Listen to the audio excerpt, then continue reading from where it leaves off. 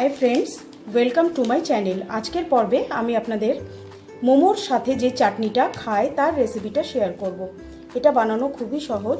আমি গ্যাসে বানিয়েছি, আপনারা চাইলে ওভেনেও এটাকে বানাতে পারেন। তাহলে চলুন দেখে নিই মোমোর চাটনি কিভাবে বানাবো।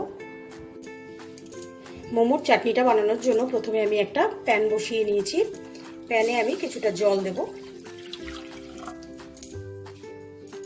জলে আমি 3টে টমেটো ছোট ছোট করে কেটে রেখেছি, এই টমেটো কটা দিয়ে দেবো।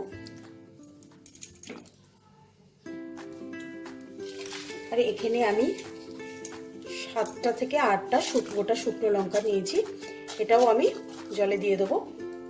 এবার এই জলটাকে আমি ফুটতে দেবো। 5 থেকে 7 মিনিট ফোটানোর পর এরকম ভাবে টমেটোর খোসাটাকে বার করে নেওয়া যাবে। এরকম টমেটোর পেছনে একটু এই কাঁটা চামচ দিয়ে হালকা করে একটু ওঠালেই এই টমেটোর খোসাগুলো সমস্ত বেরিয়ে আসবে। এইভাবে আমি সবগুলো টমেটোর খোসা এরকম আলগা করে বার করে নেব।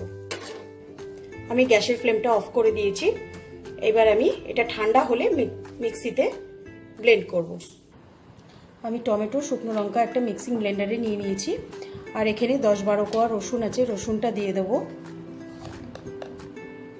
পরিমাণ মতো নুন দেব, দিয়ে আমি এটা মিক্সিতে ব্লেন্ড করে নেব।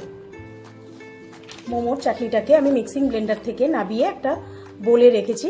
আপনাদের যদি আমার এই রান্নাটা ভালো লাগে, লাইক বাটনে ক্লিক করতে ভুলবেন না। আপনাদের বন্ধু বান্ধব, আত্মীয় স্বজন সবার সাথে এটাকে শেয়ার করবেন। আর যারা আমার চ্যানেলটাকে সাবস্ক্রাইব করেননি তারা চ্যানেলটাকে সাবস্ক্রাইব করে নেবেন। আজ আসি, বাই।